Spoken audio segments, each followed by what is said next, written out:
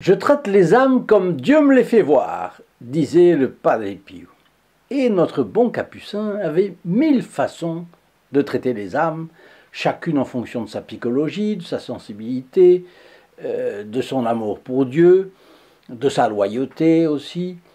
Nous allons voir aujourd'hui un cas absolument atypique et même totalement surprenant. Mais le Padre Pio ne nous a-t-il pas habitués finalement à l'extraordinaire? Chers amis fidèles du Padre Pio, bonjour, mon nom est Jean Goyard et vous assistez au programme Sur les pas du Padre Pio. Voyons le cas de la confession d'une dame très têtue, qui a même commencé par récriminer contre la façon dont elle s'estimait traitée par le Padre Pio. Autrement dit, une dame qui avait le toupéo.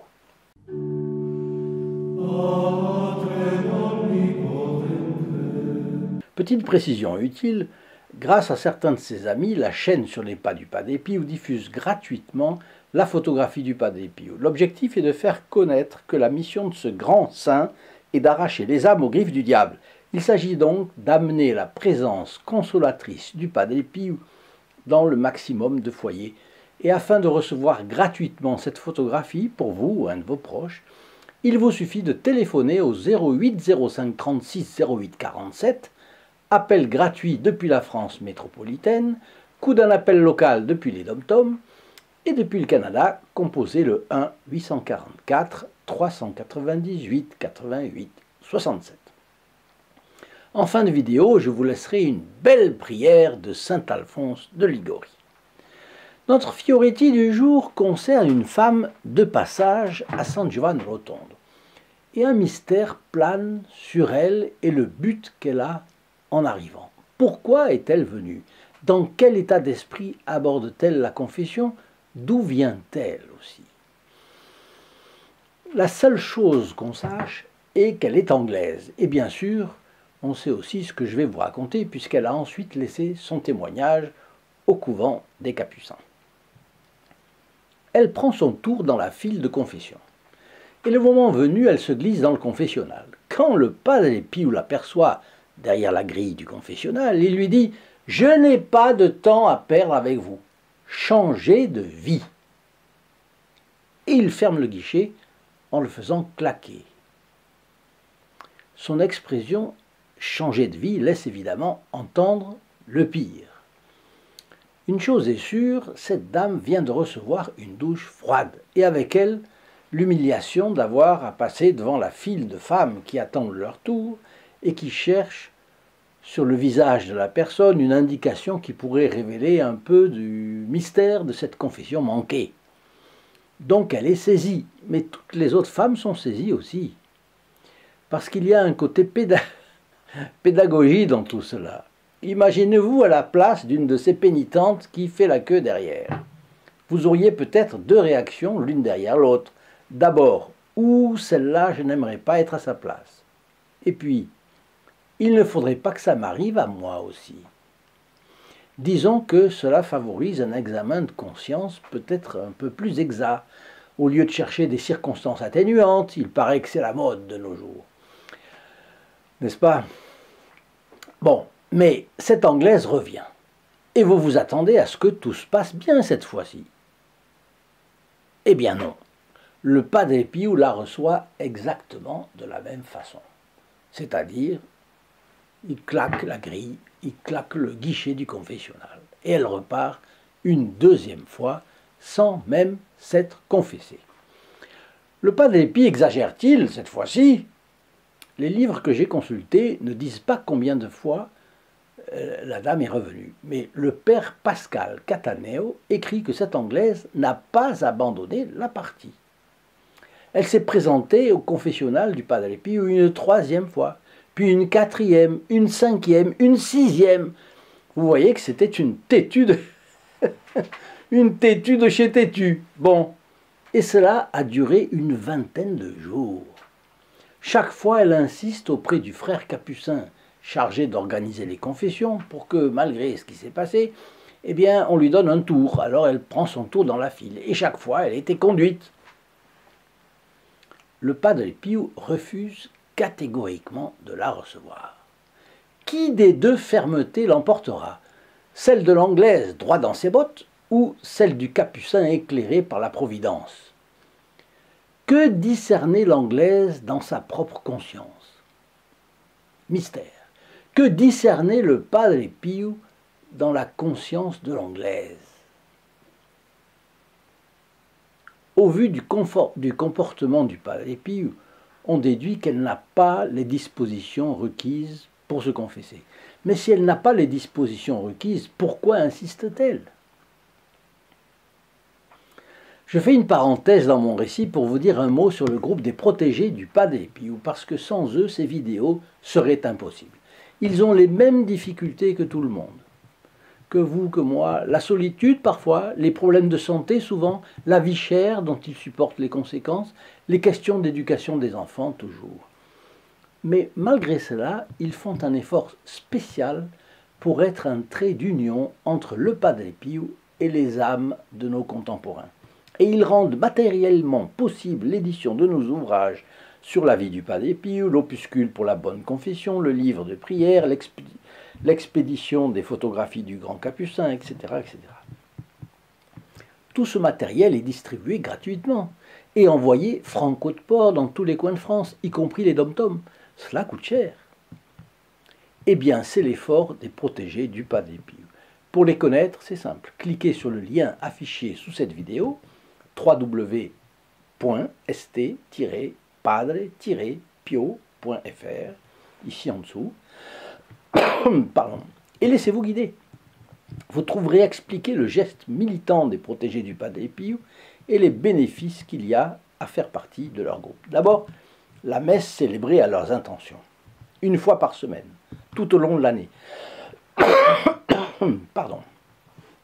Ensuite, les prières dites pour eux dans le cadre de notre chaîne, notamment un chapelet par jour de nos militants réunis. Puis quelques petits cadeaux qui aident la vie spirituelle. C'est aussi les grâces que les membres de ce groupe recevront à cause de l'intérêt dont ils témoignent pour rapprocher les hommes du Padre Pio, donc de la Sainte Vierge. Retrouvons notre Anglaise, que le Padre Pio a conduite de multiples fois et qui semble ne même pas vouloir entendre sa confession. C'est quand même fort. La vérité, la voilà. Elle a des liaisons illicites nonobstant son mariage. En plus, au cours de son séjour à San Giovanni Rotondo, elle se plaint de la sévérité du Padre Pio contre elle, à l'une ou à l'autre personne avec laquelle elle se met en rapport au hasard des circonstances, à l'hôtel, au restaurant, etc. Bon, jusqu'au jour où le Padre Pio, au lieu de la renvoyer, l'apostrophe vertement. Pauvre aveugle! Au lieu de vous plaindre de ma sévérité, demandez-vous comment la miséricorde de Dieu peut encore vous accueillir malgré tant d'années de sacrilège. Celui qui reçoit indignement la Sainte Communion commet un sacrilège et mange sa propre condamnation.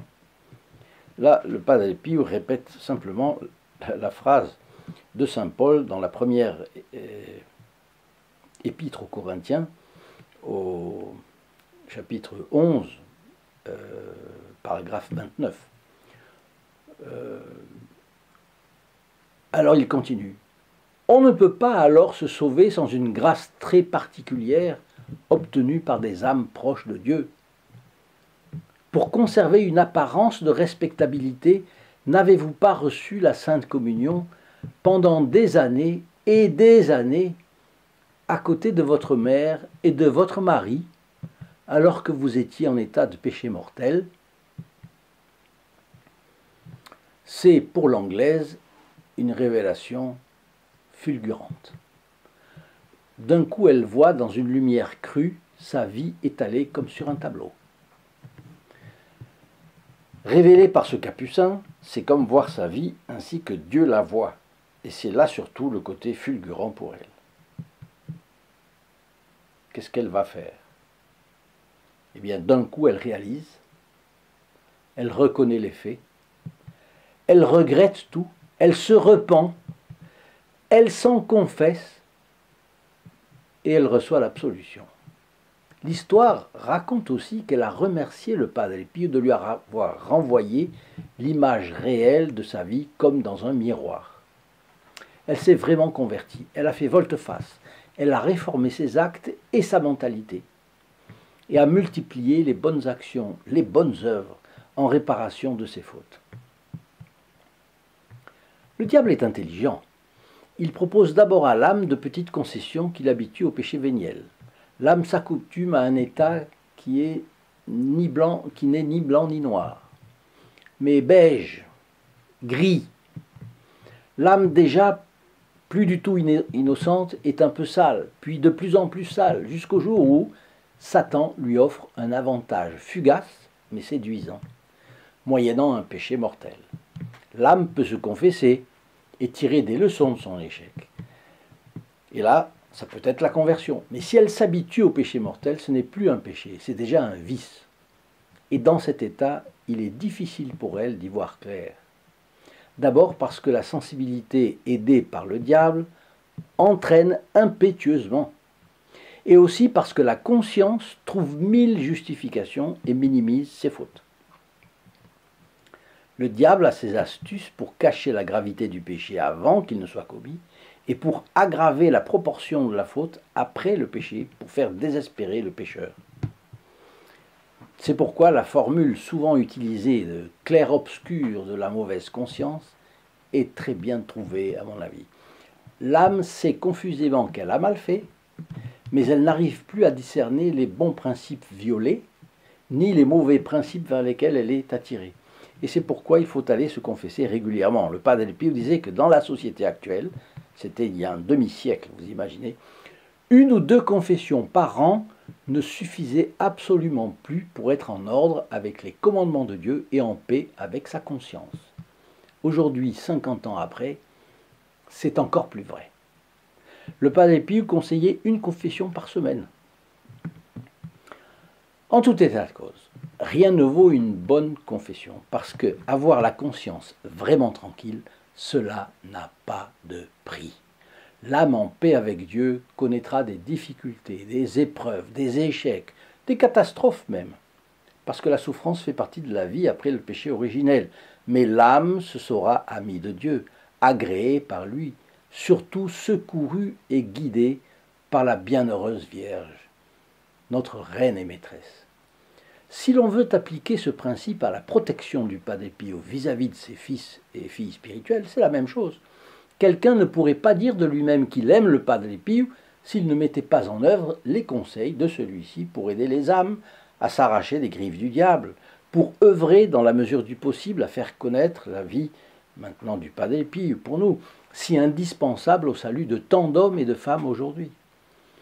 Ayant dans la main de formidables moyens d'action, en ferons-nous profiter les autres? C'est toute la question. Et c'est à quoi nous invite le Padre Pio. Je vous laisse maintenant une belle prière de saint Alphonse de Liguori. Vous allez voir, c'est une prière à propos de la réparation pour les fautes commises envers le très saint sacrement. Si vous avez aimé cette vidéo, n'oubliez pas de le signaler et de la partager beaucoup également. Vous êtes aux avant-postes de la conquête de terrain et cela compte beaucoup de faire adhérer le plus possible d'amis. Et puis laissez-moi vos commentaires. Et enfin, je vous donne rendez-vous sur le site www.st-padre-pio.fr pour suivre nos actions et connaître le groupe des protégés du Padre Pio dont je vous ai parlé. Et c'est important. Donc, maintenant la prière de saint Alphonse de Liguori en réparation des offenses commises envers le Saint-Sacrement. Mon très doux Jésus, oh si je pouvais laver de mes larmes et même de mon sang les âmes malheureuses en qui votre amour est si outragé dans le très saint sacrement. Oh, si je pouvais embraser tous les hommes de votre amour, mais si cela ne m'est pas accordé, je désire au moins, Seigneur, et je me propose de vous rendre souvent visite et de vous recevoir dans mon cœur, de vous adorer comme je le fais maintenant en réparation du mépris que vous recevez des hommes dans ce très divin mystère.